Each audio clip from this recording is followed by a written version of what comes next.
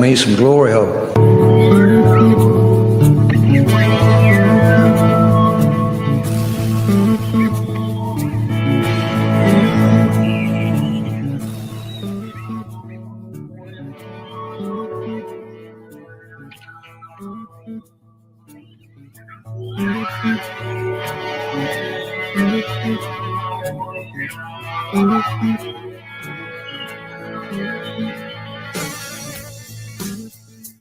Hey, hello and welcome to the FGH Radio Show. Whether you listen on Fishbowl Radio, watch us live on the Facebook page, live on the YouTube channel, listen to us on Apple Podcasts, Spreaker, SoundCloud, Spotify, live or recorded any way you can afford it, baby. Yeah. We thank each and every Glory Hole Seeker for tuning in this week. I am your host, Bo Stevens, and I'm joined here in the studio, as always, by my good buddy Longhorn. Longhorn, what's up, buddy? What's up, everybody? Welcome. Happy Saturday morning, and welcome to FGH. Who are we? What do we do? And where can you find us? Well, we are FGH. A lot of questions right off the top. That is a lot. It's not not going to be like, it's not even true false. I'm just going to give you the answers. Okay, I'm just going to tell you. We are FGH. Think of us as your football stockbrokers. If you like football, I know you bet on football. If you know someone who likes football, you know someone who bets on football. So do them a favor, send them to FGH. We will make them money this football season. My buddy Bo Stevens hit 58% last year during the football season. If you know anything, that is busting up the books. Where you find us, you got a little scroll down there on the bottom with all of our socials. But the most important one is patreon.com/bet_FGH. That's where you can sign up to become a free member. We'll earn your business, and you will be begging us to become a premium member and get all those money-making picks throughout the season. Bo Stevens, I'm just super excited about what we're doing. And just a quick reminder, we are one of one, the only live streaming football handicapping platform in the world. We are the only place here at FGH where you can come on the screen. Phrasing, don't come on the screen. Join us on camera, that is. Join us on camera, ladies, and let's talk about the wins. Let's talk about the losses. Let's talk about the kick and the nuts defeats. And you want to scream at us, say we suck, that's cool. All we ask you, come on camera, put your face on the camera, and let's do it together, have a good time. So, Bo Stevens, we're doing some really good things. We are the fastest growing football handicapping platform in the world. There's no doubt about that. You can find us all over the socials. We're putting out content nonstop. We got the Football Glory Hole podcast that'll be twice a week during the football season. Of course, the Fishbowl Radio Network show right here every Saturday mornings, 10 to 11 a.m. on Fishbowl Radio Network. So set your calendar for that. We'll give out free picks on all of these once the football season gets going. Give you a little taste. Give you a little taste on the radio show. Give you a little taste on the podcast that we do. Give you a little taste on the Patreon page for free. But if you really want to buzz up those books this year, and I know you do, you got to go and become a premium member at our Patreon page, patreon.com/bet_FGH. Let's rock and roll, Bo Stevens. I'm super excited. Absolutely. Oh, before we get started, as always, we got to go over our great sponsor. It's TexasTelehealth.com. Let's face it, going to the doctor sucks. You got to schedule an appointment. You got to take time off of work or leave your house, pack the kids up in the car, drive all the way to the doctor, wait up to an hour just to see him. Get all that. My good buddy, Dr. West, TexasTelehealth.com. You just go to his website, schedule your appointment as little as 30 minutes or less. You're on the phone with him. He's got you diagnosed, got a script written for you, got you feeling better in no time. And the best part is you never have to leave your house or work ever again. Because at TexasTelehealth.com, they treat everything from the common cold, flu, ED, VD, and weight loss too. Get that old Ozempic, baby, for $119 for a 30-day supply. And your consultation is always free with accepted health insurance. So, whether you got a pink that's turned green, a little too much size around your thighs, or yellow shit coming out of your nose, lungs, and eyes, go to TexasTelehealth.com right now and tell them that FGH sent you. That's TexasTelehealth.com for all your medical needs. And with that, boys and girls, we're off and running. Oh, Longhorns, our last division to go over. It's the NFC East. Where has the time gone? Been flying by. It's been so. I'm not even kidding. This has been like a lot of fun. This series has been fun. It's carried us for quite a while now. We're into June. We're coming up on the dead season, so we'll have some interesting topics to fill in kind of this no man land of football season. But this has been really fun and really educational to go over the last several weeks that we've been doing this. So if you missed anything, you can go back into our catalog of all the socials scrolling down on the bottom. If I can, let me pull my head out of my ass.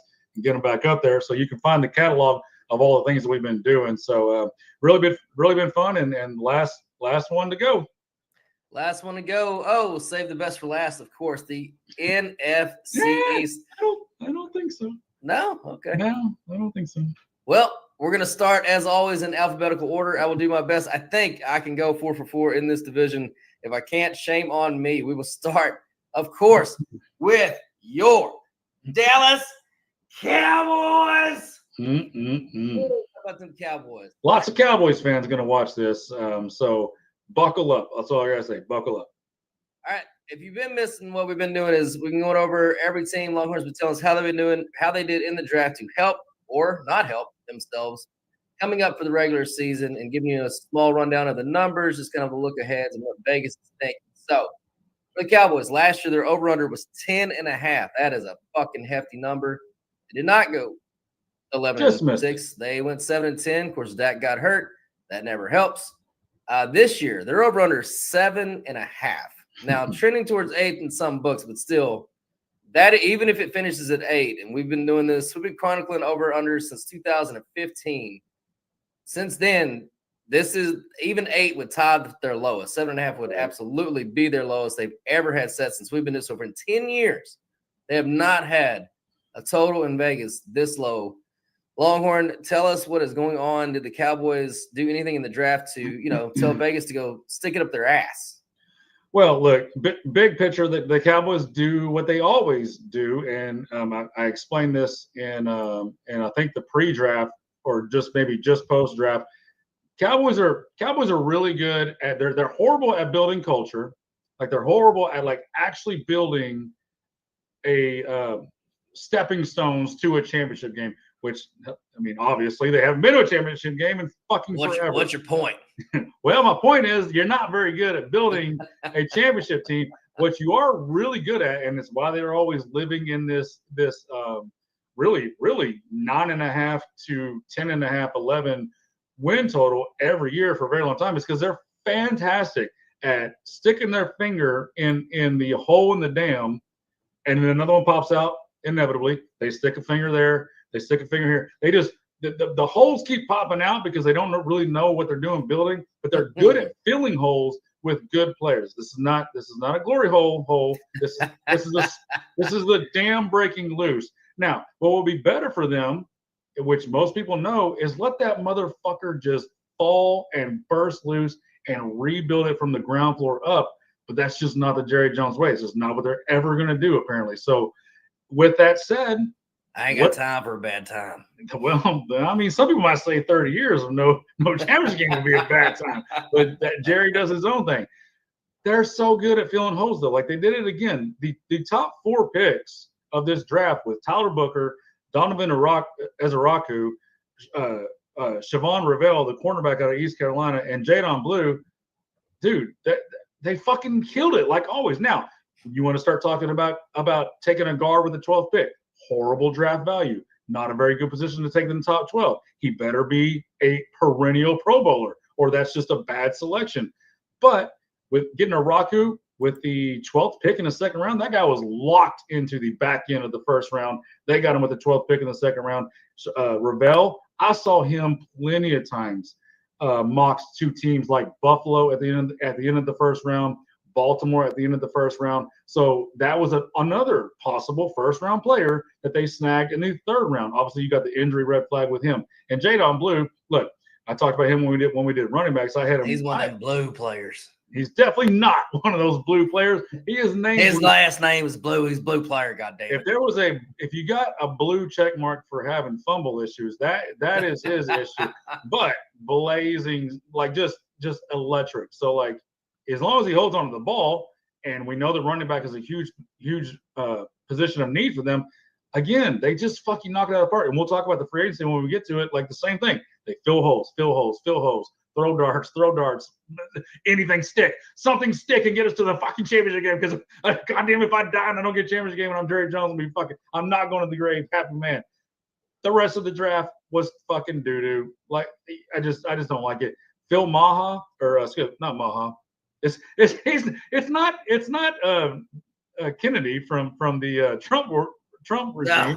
It's not Maha, it's Mafa. Mafa. Running back out of Clemson. I really like that player for them in the 7th round. So I don't like the back end of their draft. They had 3 7th-rounders, 1 6th. You're throwing darts there at the back end. But Phil Mafah, I kind of like that dart throw for Clemson on the back end. But again, top half, they do what they always do. Pretty solid draft. Yeah, that's what they do. And odds are Tyler Booker probably will be a perennial Pro Bowler because the Cowboys took him in the 1st round, and they're pretty good at selecting offensive linemen in the 1st round. They do pretty good work over there. Now, the Athletic, they feel probably about the same way you do. Overall grade, they gave him a B-. Yeah. Dane, I'd say probably about the same. He's got in their 12th overall class, so I guess that would equate to around a B-. Maybe a B if it's 12. Probably more like a B. So his favorite pick is Donovan I'm Gonna Rock You from Boston College. So love that dude. He said after McMillan went top 10, he loved the fit for Booker at 12, but Dallas got even better value, like you said, with his 2 picks on day 2. Araku was his 22nd ranked player because of his ability to reach the quarterback. So number 1 in FBS, 1.38 sacks per game. Is that good? I feel like it might be. His day 3 pick. He's just built to go get the quarterback. He's been doing it for a long time. He's just just a great pick. And they needed a guy. I mean, they're not going to have Tank Lawrence, and Tank Lawrence was never great at getting the quarterback. He was more that in setting, run defender. Yeah. But man, if you got another guy coming off that could take some pressure off Parsons at all, what a fucking get that would be. And then Jay Toya, defensive tackle, UCLA, that was his day 3 pick that could surprise. He said a prospect could have easily been drafted in the 4th round. Toya is a stout, wide-body run defender who can stack and shed to the point of ease. Big fatty. Big fatty. Big fatty. So he said it won't be surprising when he earns a valuable role as the one technique in Matt Eberflus's scheme. So and here's the deal: is like they drafted a defensive tackle who's more of a three tech defensive tackle out of UCLA, same team as this kid just came from, who I thought was going to just not be good at all. Went to the 3rd round, and Ogazua, whatever his name is, he got just a huge contract here in this last offseason. So maybe defensive tackle over there at UCLA. I don't know, but I've been wrong before on UCLA defensive tackles. It's kind of my point. This guy's more of a nose guard fatty. Osu Oga. I'm gonna never say your name right. Is more of a 3 tech. So, but yeah, who knows? 7th rounder, take a dart throw. All right. So as far as the numbers go, last year they were favored in 13 games preseason. This year, 6 games.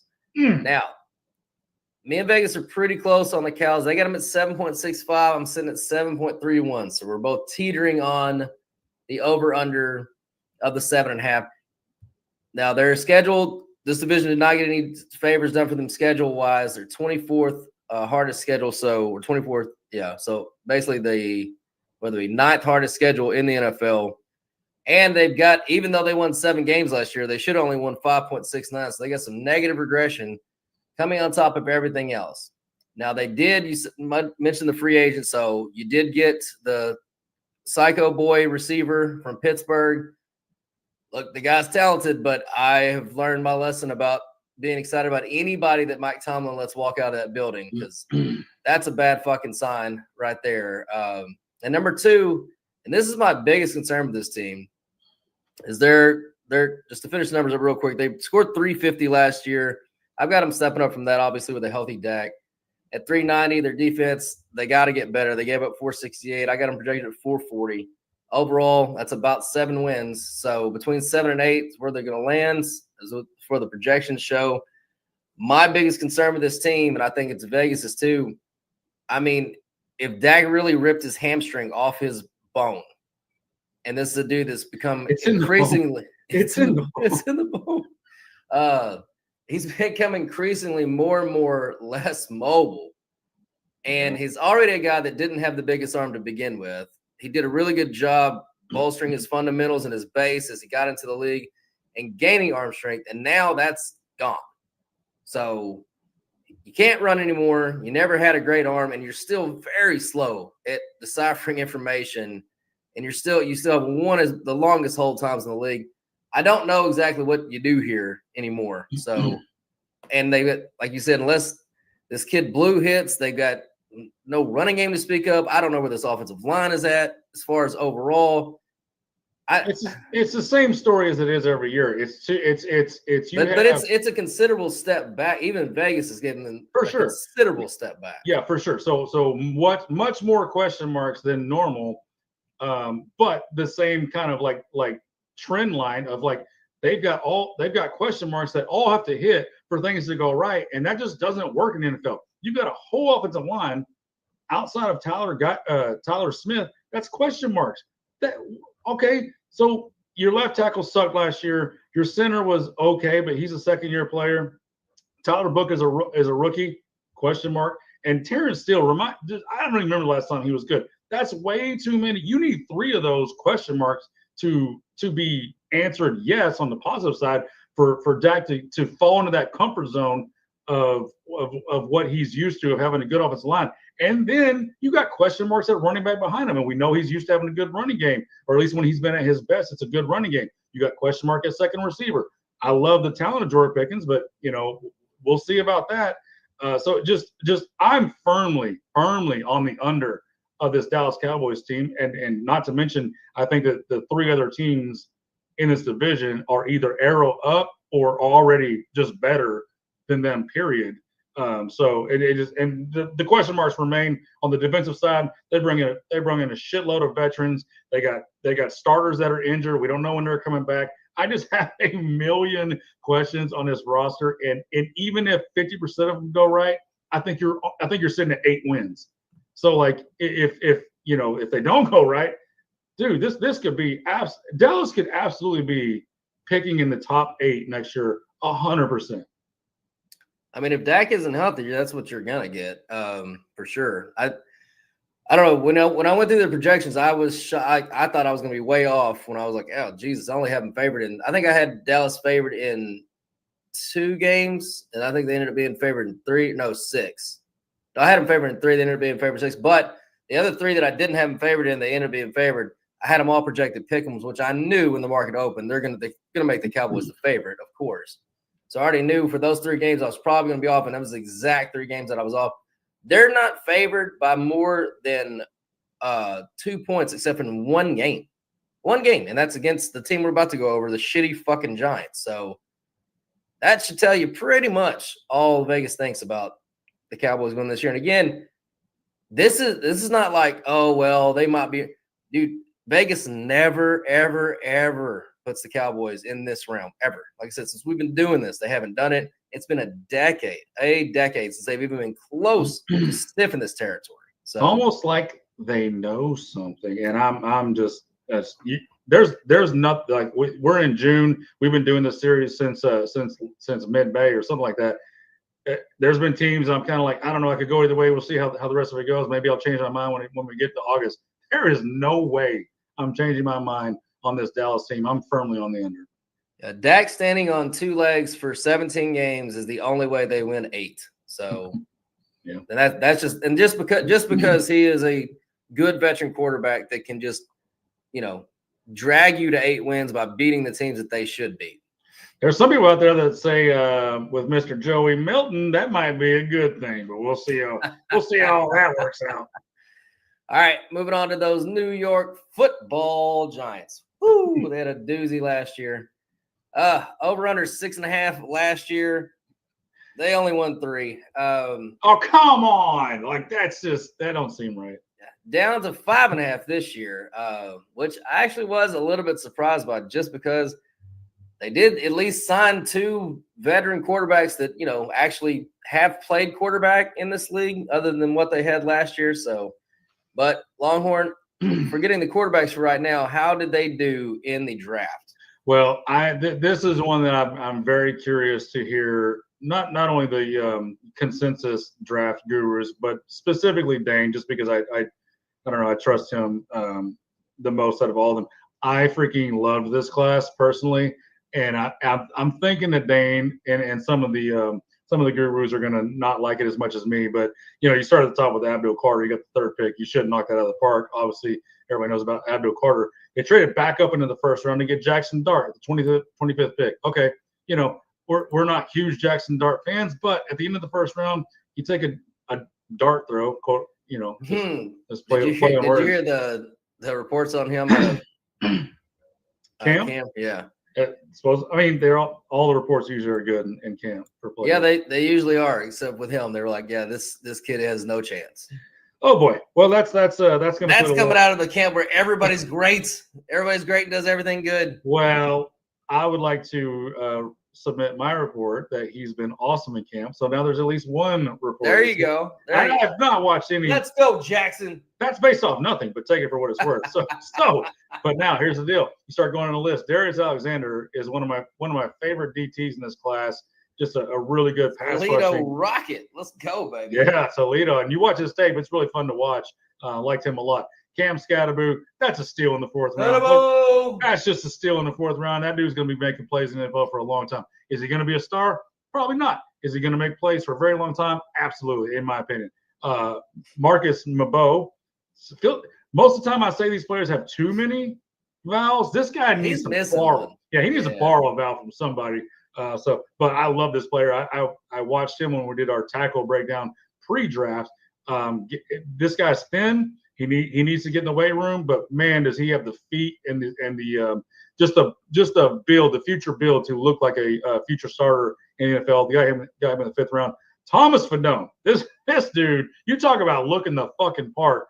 He's raw. He's not ready. He's young, but man, does he fucking. You talk about off the bus type of guy. So love that tight end dart throw in the seventh round, and just cornerback in any other pick in the seventh round.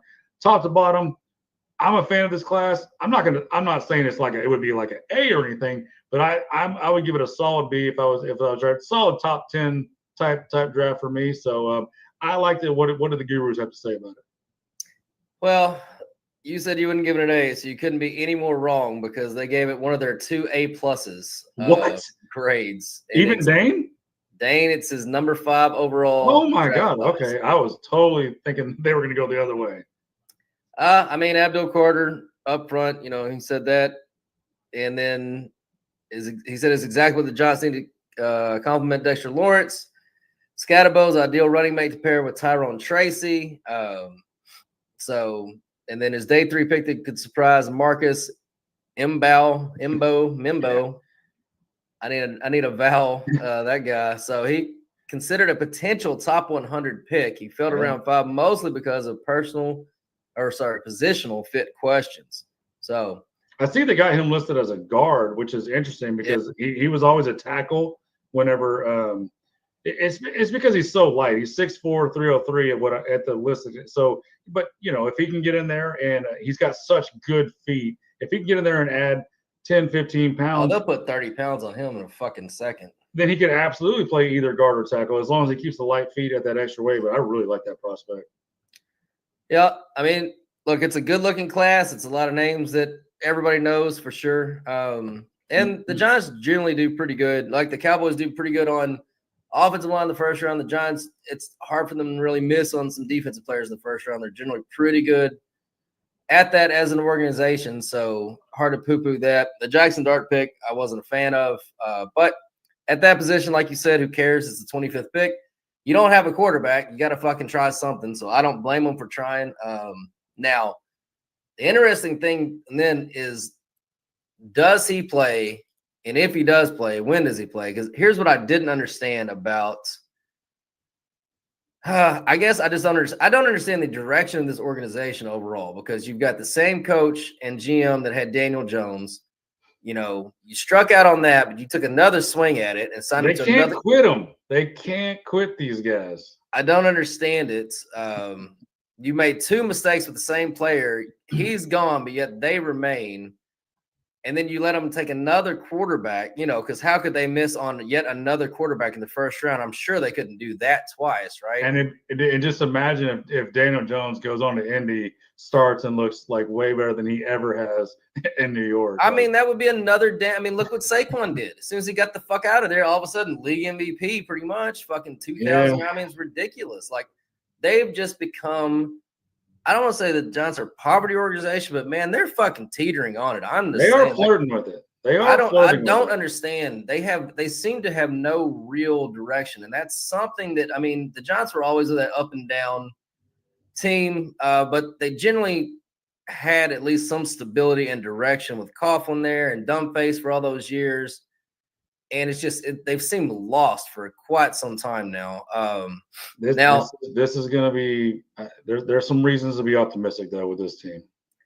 The only reason to be optimistic, as far as like for the future standpoint, I'll let you take it on that. But as far as this season, your only reason for optimism at all is the fact that you have a real starting quarterback, I guess, at least in Russell Wilson or Jameis Winston, whichever one you want to go with. But again, my point is, how long do you let that go?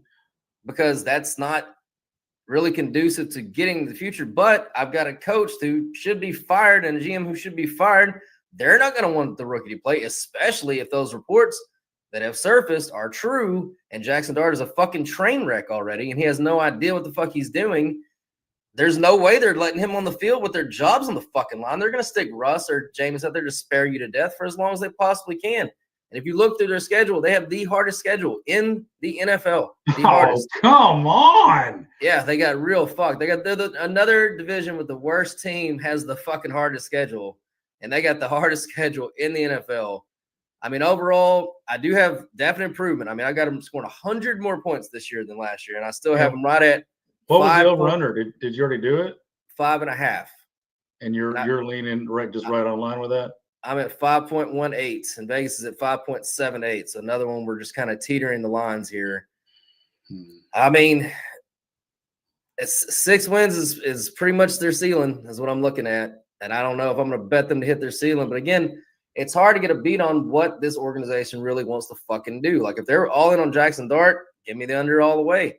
If they're going to fucking roll a combination of Russ and Jameis out there for 17 weeks, they're good enough. They can win 6 games and beat you if you bet the over under 5.5, no doubt. Yeah, I think that's a good take on that because you just don't know which way the season's going to go. I would actually probably look at the first month to 6 weeks and see is that, I know it's the hardest schedule overall, but is that first month to 6 weeks, is that the softer part, or is that just a kick you in the dick part where they're going to get buried? I don't know if you have it. Yeah, I got it pulled up. Hang on one second. So overall, I've got the Giants on average being dogs of 5.4 points per game every game. Vegas has them as 4.8 dogs per game every game. So we're pretty close on. We're only about 11 points off total for the season.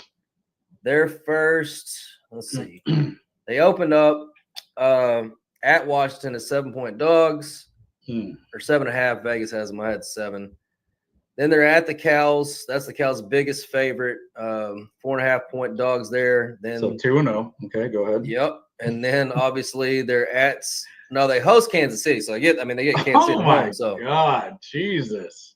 And then they host the Chargers after that. So that's good. Looks like week 5 is their only favorite the entire season. They gotta go on the road. They gotta go on the road to New Orleans, which they're a train wreck for sure. But if they're 0-4, they're not gonna be favored on the road. I fucking promise you that. Look, it's they just got, and then they play Philly, and then they play Denver, and then they play Philly again, and then it's San Fran. Oh goddamn! So this is looking like they're gonna get their dick kicked in. They might be close in some of these early games just because they have a veteran quarterback, sure. But they're gonna lose. And if they lose and they're sitting at 2-7, 2-6, they're just the rookies coming in. Yeah, they're gonna go to the rookies. So they're gonna fire Dave Ball. They're gonna fire the GM. The rookies coming in, and that's the end of it. It just sucks because when I squint and I look at this team, you're talking about, with the 3-pack of pass rushers that they're going to have between Abdul Carter, Brian Burns, and Thibodeau, Jesus, that, and then they've added to that secondary. They had 2 people come in free agency with Paulson Adebo from New Orleans, who's a solid player, and Javon Holland, one of my favorite safeties in the NFL, to go along with Tyler Nubin, who had a really good rookie last year at safety. And then Deion Banks and Drew Phillips at cornerback, both solid quarterbacks, with Banks having some really high upside. Dude, they're laying the groundwork for something going forward that's going to be pretty good. but I think you're right that this season It's a murderous schedule. Yeah, they're probably motherfucked this year. They're going to have to catch a lot of breaks just to get to the 6 wins. And like I said, they're going to have to let the veterans hang in there. Now, like I said, if you let Russell and Winston bang around, I'm sure you probably luck your way into 6 games.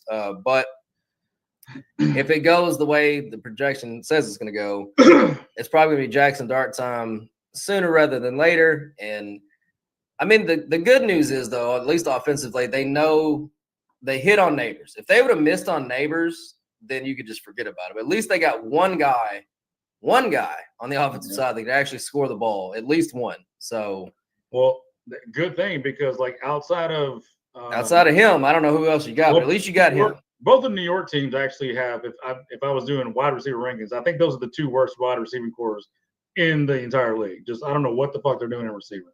Yeah, so not a lot of help there, even for Winston or Russ. So, and again, I'm not saying that they're the end all be all, obviously, but they are actual starting, at least slightly below average starting quarterbacks in the NFL. And, you know, that's better than Danny DeVito, who I don't know that guy makes the roster anymore. And Jackson Dart, we'll see. He does. I can't imagine. But you know what? I couldn't imagine he made it last year and he ended up starting games again. What are they doing in New York? Let's get to a good team. All right. I don't know. Is the Super Bowl champion Philadelphia Eagles are any good? I don't know. That feels solid. So it's over under 10.5 last year. Obviously, they went over that. Well, obviously, at 14-3. And this year upgraded off the Super Bowl victory to 11.5 over under, tied for tops in the entire NFL, Longhorn. How could they possibly have gotten any better through the draft? Well, because they always get better through the draft. They just do what they always do. They sit. Now, there were rumors. Oh, God, who was the rumor of them wanting to go up and get? We're so far removed from the draft, I forgot now. So they actually were going to make a move up, and I bet you. Burr Sanders. No, not by the end of this draft. I'll remember who the rumors were they were wanting to go up and get. But they sat and stuck and took Jihad Campbell. Of course, Jihad is just going to take it easy. I know we got a lot of wars, a lot of WW3 floating around that could possibly go on. So if that happens, Jihad might. Everybody goes under their win total if that happens. That's going to suck because they're going to lose a linebacker because he's going to have to go to war and he'll be off the Eagles. But Jihad, as long as there's no World War III, is just going to kill all the quarterbacks for the other team. So I really like that prospect for them. It's the Eagles. They knock it out of the park. Makuba, love this dude out of Texas, safety they got in the second round. He doesn't understand that he's a smaller, slight player because he will come down and knock your dick in the dirt. So love that guy. Ty Robinson, a nice little defensive tackle prospect out of Nebraska. You just keep going down the list. Of course, they drafted a Georgia guy, Small Munnin Jr., linebacker out of Georgia. 2 offensive linemen that I really liked in the 5th and 6th round with Drew Kendall out of Boston College and Cameron Williams out of Texas, who was not good at Texas. I've been poo-pooing him when he was thought to be a first-round tackle during the season. Well, he falls to the 6th round, into the 6th round. Now you got a good prospect that you can stick on the bench for 2 years, train, develop up, and see what happens a couple years down the road. And then their last pick, the edge out of Virginia Tech, Ryland. I love this kid watching his tape. That's much later than I thought. I was thinking maybe 4th round for this guy, maybe 5th. He goes at the end of the 6th round. So they just do what they always do, knock it out of the park, and the rich get richer. So just they're best. They are the best ran franchise in the league, period. I fucking hate them. God damn Eagles. All right. So a little bit of disconnects here on the grades. So the overall, the Athletic gave them a C, but Dane has them as his 11th best class. So I would say that's more. I'd say that. I'm not head over heels about it. It's just solid. It's a nice, solid, do what they always do type draft. Yep. His favorite pick was Mr. Jihad himself. Now, some teams were concerned about his durability. Campbell fell to the bottom of the 1st round. and that was right where Harry Roseman was going to just snatch him up. So, day 3 pick that could surprise is your boy Mondon from Georgia. Yeah. Yep. So, of course, they added another Georgia linebacker. Now, Nakobe Dean was hurt last year, I think. So Kobe Dean was hurt, and at this point, they've they just drafted 2 linebackers. So they're kind of moving on. They're well, not necessarily moving on, but like either fucking get with it or move on. So, but also we know about the Zach Bond signing that they did last year for literally nothing because of the best run franchise in the league, and I think he made the All-Pro team. So between Jihad, Zach Bond, between Jihad, Zach Bond, Nakobe Dean if he's healthy, and then we'll see what Mondon Jr. out of Georgia, the rookie, can do. Like they're just stacked. Yeah, I mean it's that's the only bad part about it is some of these guys are going to be good players and they might not make this roster just because it is so freaking loaded. I mean it's hard to make the roster of a Super Bowl winning franchise. That's not even counting Jeremiah Trotter, who they drafted in the 5th round last year. Who's that's a guy that's coming and he's on that depth chart and he'll slide right into one of those starting roles if nobody takes it. So it's an embarrassment of riches. Is what it is. Pretty much. All right. So last year they were favored in 13 games. This year 15 games, and that's only because they do have the 3rd hardest schedule in the league. So there's a couple of games where they're not favored. There's some road games that we can look at, but overall they scored 463 points last year. Only gave up 303. That's pretty good. I've got them scoring 430 this year, taking a small step back there, giving up 334. So taking a small step back there too. I'm sitting at 11.9. Vegas is sitting at 11.22. So again, we're kind of straddling this line. I'm a little bit over on this one. Vegas a little bit under. Look, it's going to be hard to get them not to win 12 games, even with this tough ass schedule, just because of, like Longhorn said, how loaded they are. Now, this is another one of those teams like Baltimore. It's very contingent upon the way they run their offense with that running game and with Barkley staying healthy because, and it's not very often we say that about running backs anymore, but this team in Baltimore, very much dependent upon that running game. That running game was devastating last year. It was literally what made that offense go. If you're talking about relying on the passing game from Philadelphia, that ain't going to do it. So, but the defense is so good. They are so well coached. They're still going to be really good no matter what. Can they be special again like that? I don't know, man. I think it's hard. In my mind, Longhorn, I don't know where you're at with it, but it's got to be kind of hard to replicate that success on the ground like that. Just and not because Barkley's not great, and not because Henry's not great, not because they don't have great coaches and great schemes. At some point, dude, like you get hit a lot. And your body is gonna have to wear it down. And Barkley is a dude that's been injured. Now, I know Henry's a goddamn cyborg and nothing stops him, but Barkley's not that dude. He's been injured his whole fucking career. Last year was the only year. But like a good franchise, they prepared for it. They brought in AJ Dillon back up from Green Bay, who's been kind of a split, dual, not really a starter, but he easily 10 to 12 carries a game in his career. So they just prepare for this, because I think like most people, it's pretty the chances are pretty high with all the usage that Saquon got last year, the run all the way to the Super Bowl. It's pretty likely he's going to miss a stretch. Okay, they're not dumb. They fucking know that. That's why they brought in a almost starter level type backup to fill that void. So anything you throw to oh, well, what about this? Oh, what about that? They know and they prepare for it. They're too deep everywhere. Yeah, that's why it's very hard to get them. Like I said, I got them at 11.9. It's very hard to project them to go under this 11.5 total. And I know a lot of things have to go right for them to get them, but a lot of shit has to go wrong for them not to get it. And that's kind of one of those when you're like, I'd rather just.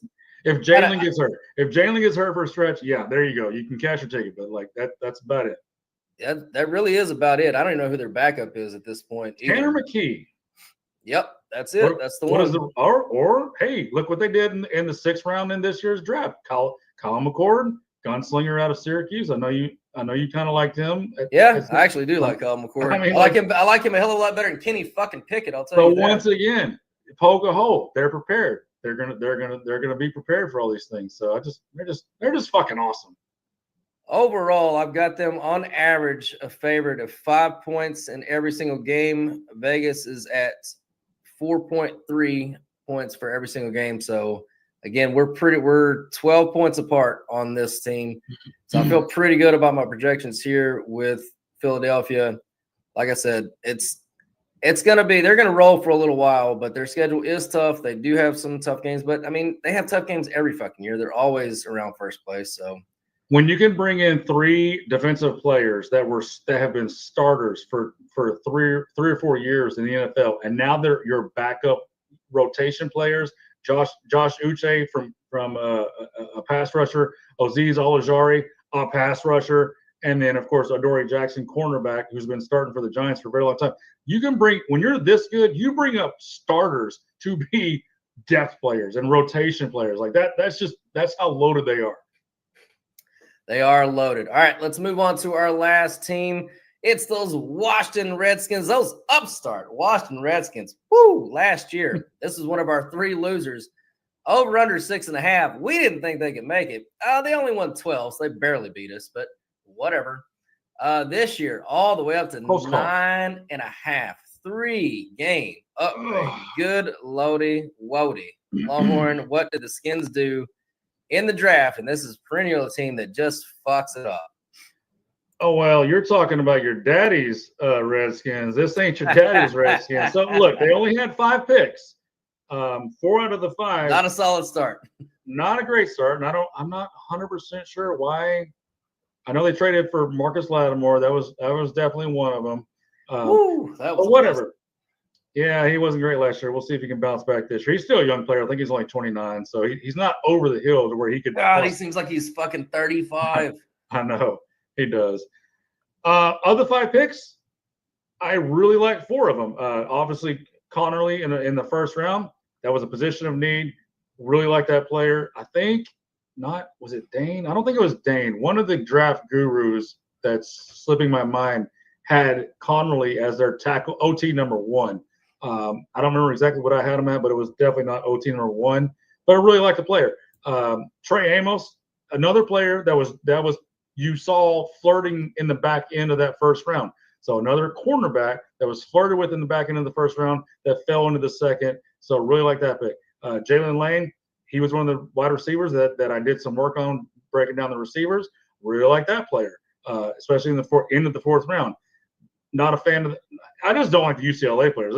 Maybe I've got a bias against UCLA. So not a fan of the linebacker out of UCLA, but the 7th round pick, running back out of Arizona, I fucking love this pick. This is a cat that was hasn't played since 2023. I think it was a suspension. I have to look up his the reason. I think it was either injury or suspension. It doesn't matter. He didn't play all last year. But if you go back and look at his tape from 2023 and you look at his combine numbers, this is a dude. Like this is a dude that would have gone in the probably 2nd, 3rd round in that group of those 2nd, 3rd round running backs had he not missed all of last year. So really like that 7th round pick a lot. So, only 5 picks, but with what they had, I really like what they did. Well, this is more of a disconnect. Well, actually, this one's actually closer online to each other. So they're not going to like it because when you have this little few picks, you're going to get downgraded. Well, overall, yeah, they gave him a C, and Dane's got him his 19th best class, so that's about right. And that's pretty good with only 5 picks, actually. Not bad. So Trey Amos was actually his favorite pick. He says a top 40 prospect on his board. Yeah. And he said terrific value, 6'1", 195, 4'4", and he's all SEC corner in 2024. So yeah. And then his day 3 pick that could surprise is the UCLA guy. So man, you are 2 for 2 on one likes UCLA and one really doesn't. So they must live out there on the West Coast. He must get a good look at these West Coast guys. He's getting that NIL money from the Bruins out there from UCLA. That's interesting. All right. He does say, though, that the Skins are set for 2025, but Madrano will provide much needed depth. So, he's gonna have to make the special teams, which God knows he can because their special teams is fucking garbage year in and year out. That's just a tradition there in Washington. So you said 9.5? Is there 9.5? Last year they were favored in 3 games. This year favored in 12. So big upgrade. All right, this is one of the teams. In full disclosure, I will not be betting early in the season. I am not close to Vegas on this team. I am quite a bit under where Vegas is at. Vegas is projecting them at 9.69. I'm at 8.67. And it's my reason's pretty easy. First of all, they got the 23rd, so was that ninth hardest schedule in the league. Now it's easier than the other schedules in the division, but still, relative to the rest of the league, not easy. None of these teams in the division got an easy schedule. Look, man, they scored 485 points last year, and I don't know how they did it, and I can't foresee them doing that again. So I got them at 404. They gave up 391. I got them about right there again. I haven't seen much improvement. Now they got better in amongst themselves. They started off really bad on defense and got to at least around the middle of the Packers. So that's kind of where, Coach Dan or whatever his name is, that's kind of where his defenses live when he's a head coach. So that's about where I'm at, man. I'm just 9 is where as high as I can get with this team. That's as high as really I can get with this schedule, and just there's gonna be regression from the quarterback. It happens every year for the sophomore quarterback. And again, we talked about it all last year. We had no fucking idea how that team did what they did with the roster that they had. And that kid drugged them literally through Hail Marys and just ridiculous, just crazy shit. And of course, they've got one of the biggest regression monsters looming out there. They should have only won 10 games last year, which is still really good, way above what we thought that they would do. They won 12. So you got 2 full game regression monster coming. I can't get to the over 9.5 for sure. That's an easy under for me at 9. They're going to have to prove it to me. But still, I think 9 wins. I think that's good enough for second place in this division. They go back to the playoffs, which there ain't nothing wrong with that. Yeah, I hear and acknowledge everything you just said. I cannot argue with it at all logically. But you can bet your sweet ass in hell that I will never, until I see otherwise, bet against Jaden Daniels. Like that dude, I'm serious. Like he is my. He's got some magic to him, man. He's my new Joe Burrow. Like I am not betting against this dude. I'm not going to waste time with the roster. I did an offensive line breakdown of these teams going into this new year, and Washington has done enough work with a rookie insert, so we'll see how that goes, to put them at that level. They're right there with Baltimore, right there with Buffalo. These running mobile quarterbacks, they're not going to be in the top 5, but that's good enough when you have a mobile playmaking quarterback. So I got really no issues with the offensive line, assuming the rookie can come in and just be kind of steady. Brought in Laramie Tunsil to solidify that pass rushing left tackle. So, dude, I am not betting against that guy. You will have to make me bet against him, and I'll have to actually see with my own eyes that he won't lift the entire roster like he always has at every place he's ever been. So I know it's lazy, I know it's dumb, and everything you said makes sense, but I will not bet against Jaden Daniels unless I see reasons to with my own eyes. Well, they're not going to make my list of official over-under picks for the under, but I can't get to the over on them either. So yeah, they're going to be an above-average team, so they're not going to make our under calls. But again, all things considered, literally everything came up fucking roses last year. Generally, it doesn't happen twice in a row. And he already got hurt last year. There's always going to be that thing lingering out there too. Now, I think he showed last year, though, he's smart enough to progress and learn and start getting rid of the ball and taking better care of himself. But again, he is a slight dude, so anything can happen at any time. But yeah, he's got some goddamn magic to him. I'll tell you what. You got the Debo monster. Got the Debo monster coming in. We'll see what his old ass can do. Yeah, I think that dude's about toast. But it is going to be fun to watch him in Coach Bro's offense to see what Coach Bro will do. He'll be inventive with him just like Shanahan was.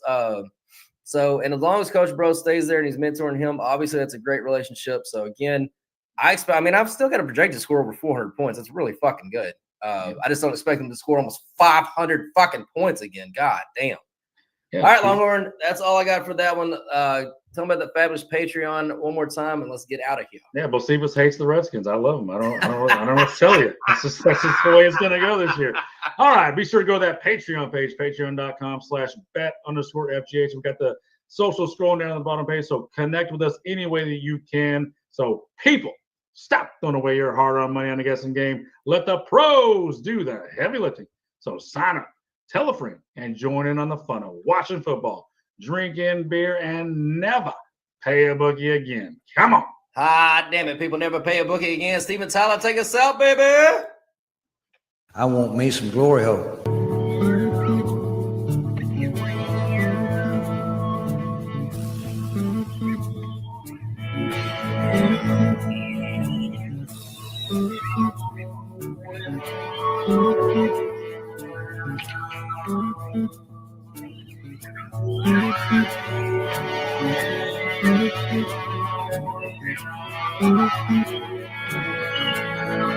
Thank you.